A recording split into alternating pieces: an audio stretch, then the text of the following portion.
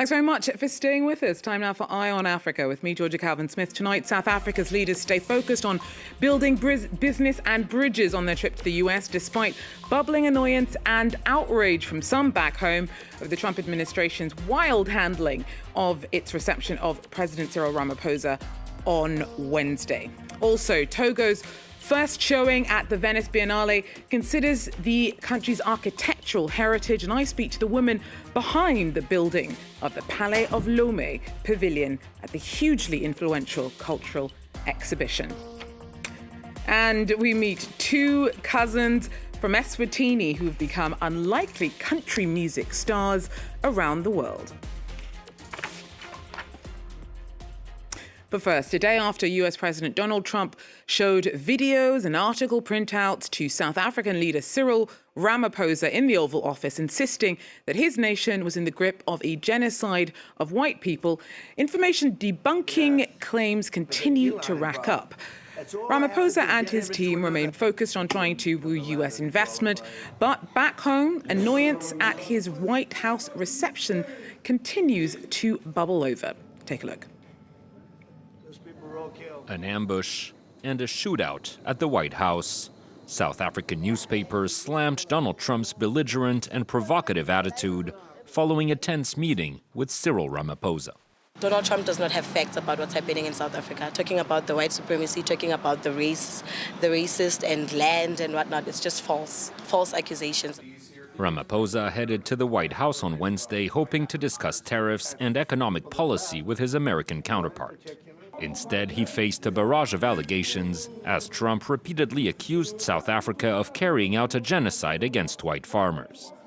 But while the scene raised a few eyebrows, it didn't come as a surprise to South Africa's EFF opposition party, which said it expected such antics from the US president.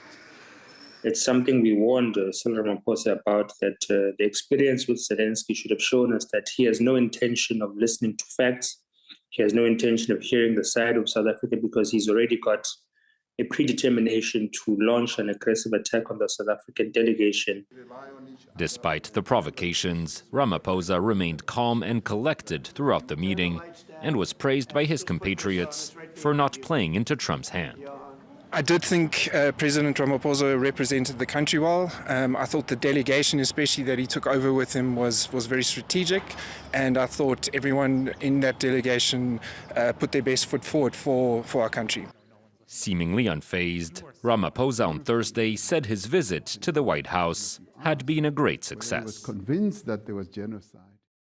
Well, I look now at some news in brief. Kenya's admitted to having worked with Kampala to kidnap a Ugandan opposition leader who was in Nairobi last year after having previously denied any involvement in the abduction of Kizza Besigye in the Kenyan capital in November. The Foreign Secretary has said that his government did cooperate with the neighbouring country in detaining the 68-year-old. He's currently on trial for treason after having unsuccessfully run against longtime leader Yoweri Museveni several times over his long career. Also, Kenya has confirmed that Tanzanian authorities have released a prominent activist who'd been held incommunicado since Monday. Boniface Mwangi travelled to Dar es Salaam to show solidarity with opposition leader Tundu Lissu during his court appearance there, also over charges of treason. And Britain has signed an agreement to hand sovereignty over the contested Chagos Islands to Mauritius. The government says the move will ensure the future of a US-UK military base that is vital to British security. The Indian Ocean archipelago is home to a strategically important naval and bomber base on the largest of the islands, Diego Garcia. Under the agreement, the UK will pay Mauritius about £101 million a year to lease back the site for at least 99 years. Now, the concept and creations of Togolese spectacular architecture has for the first time been given space at the Venice Biennale. Now, it is one of the world's premier visual cultural exhibitions and alternates yearly between art and architecture. It shapes trends and can help globally magnify appreciation for historical craftsmanship and artistry of all kinds. Now it is Togo's turn. Well, the Togolese pavilion was the brainchild of Sonia Lawson, who I'm very pleased to say has been able to join me on set today. Sonia, thank you so much for coming to speak to me. Now, thank you for having me. It's a pleasure. I couldn't not when I found out that you were in Paris. Now, one of the things that was super interesting is when when we were preparing this conversation, one of my colleagues said, "Oh, it can't possibly be the first time that Togo is showing at the Venice Biennale," but it is. It is indeed. It's the first time ever that we have a pavilion in architecture this time, and it was important for us to also showcase Togolese architecture and architectural heritage to the rest of the world. So it's really a first, but not a last. What do you think the fact that it is showing, that you took this idea, had it accepted, had all the support you needed to make it happen, what do you think that says about what may be changing in the kind of global approach to culture? I think that nowadays people are increasingly realizing the importance of being there and being part of the global conversations around architecture. And we are part of that in terms of sustainability, how to reuse, how to build in earth. So all these questions that are common to the rest of the world, we are part of it. So now people are increasingly understanding the importance of that.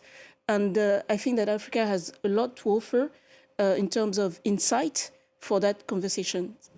So you think it's more about African kind of artistic and cultural communities and curators of that reaching more out to the international stage rather than the international stage making more space for African expertise? I think it's both. It goes both ways, that the international stage is very curious to know and understand the uniqueness of Africa, but so it goes both ways. What I notice is that many countries, other countries from other pavilion, what is fascinating in Venice is that you have all the countries, so 66 countries, so many countries from other pavilions, so they came and were curious to discover Togolese architecture.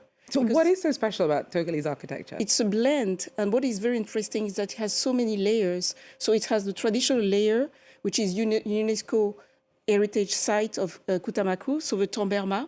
And their name is very interesting itself. The name of these people is that Batamariba, in their language, it means the architect of earth. So it's how they define their people, their own way to define themselves. So it's earth architecture. But we also have brutalist, modernist architecture that is often overlooked, and people don't necessarily know that we have that type of architecture in Togo. One of the striking examples is Hôtel de la Paix. Another layer is the Afro-Brazilian architecture built by the retornados, so the enslaved people that came back from Brazil. So we have many layers of architecture, many types of architecture. So it was important to showcase all this. And one of the topics, the main topic, is considering Togolese architectural heritage. When we say consider, is to take into consideration, but also look at it. And who's doing the looking? Is this the work that you've done to bring this to the Venice Biennale? Is it to expand understanding amongst European audiences based in Europe, or is there some kind of echo with what is being done back in Togo itself? It goes both ways. For us, it's very important to showcase the Togolese architecture to the rest of the world. First, but the second that is very important is that the Togolese themselves get to understand this architecture and know it, because it's not that well known even in Togo. So it was important for us to showcase the same exhibition in Lomé. So in Palais de Lomé, during this Venice Biennale time, we have the same exhibition regarding the architectural heritage. It's an amazing bridge between the two. Yes, but the bridge between the two, which means that people that can't travel to Venice can see it in Togo. Because what for us is very important, of course, is to have international and global dialogues, but also in Togo itself, have people be interested in the buildings, be proud of it, so that they can preserve it. Because when it comes to creating more international dialogue about African cultural heritage, I know that it's a difficult topic to talk about, because today, Thursday, I understand that a real towering figure in terms of African art and architecture is being laid to rest. Koyo, who I believe is a good friend of yours. Now, she passed away just at 57 earlier this month and was due to actually be the first African curator of the Venice Biennale next year. What for you is her most lasting legacy, and anything that you'd like to share of your relationship in tribute to her? Koyo was an exceptional human being, exceptional in terms of personality, very unique, in terms also of vision and ambition for the continent. So she often spoke about radical solidarity between us. So she was based in South Africa, but also in Senegal, from Cameroon. So she was across the continent. And what she wanted to do was to build a network and bridges across the continent, because she had this very deep understanding that art and culture is an ecosystem. So to make it sustainable, we need to have all the steps and professional trained in terms of curation, exhibition design, and all these elements. So she was really instrumental in doing that. And so I'm very confident that her legacy will continue. And I will make sure on my end that it will continue. Thank you so much, Sonia, for being so generous with, a relationship that was very personal to you, but also really respected throughout the world. Thank you for making your time to come and share your work and also your memories of Koyo with us. Thank you for having me.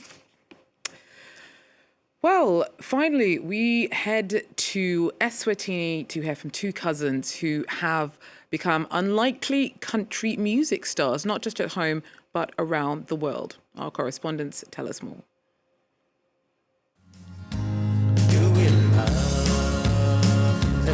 The unlikely country duo from the Kingdom of Eswatini, who made it all the way to Nashville. Ladies and gentlemen, please welcome warmly Dusty and Stones. Our love flowed through storms and born dry winter. While Dolly Parton and Johnny Cash sung American tales, Dusty and Stones related their lyrics to their own lives in the rural town of Moyhook, where the two cousins were raised by their pastor grandfather among fields of grazing cattle. Most people there, they listen to country music. You would be hanging out with them, their phone rings, it's a country tune as a ringtone. Like they listen to a lot of country music. Their music goes deeper than just a few chords in the acoustic. Dusty's learning the pedal steel guitar, further developing their unique sound. Finally, Dusty gets word that Stones has finished work, so it's time to meet him at the recording studio. I still remember how I wrote Common Guy. It was just at work with me doing a report in front of my laptop. Then the song just came, so I stopped and I started writing music. They're collaborating with Eswatini artists from other genres, finding an African touch on country. Essentially, with this song, I would say it was more of an introduction of Flowy into country music and kind of blending in my own way.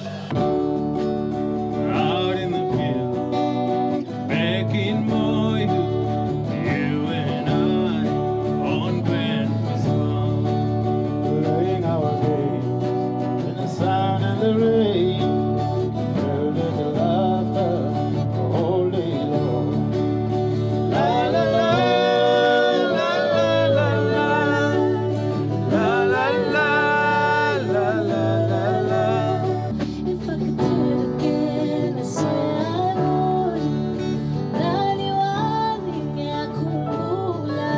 would. Dusty and Stones will perform at a music festival in Eswatini in August. Their dream is to tour Europe and the US. Oh, how lovely. That is, though, all we have time for Eye on Africa. Thanks very much for joining us, and do so again if you can. Till then, take care.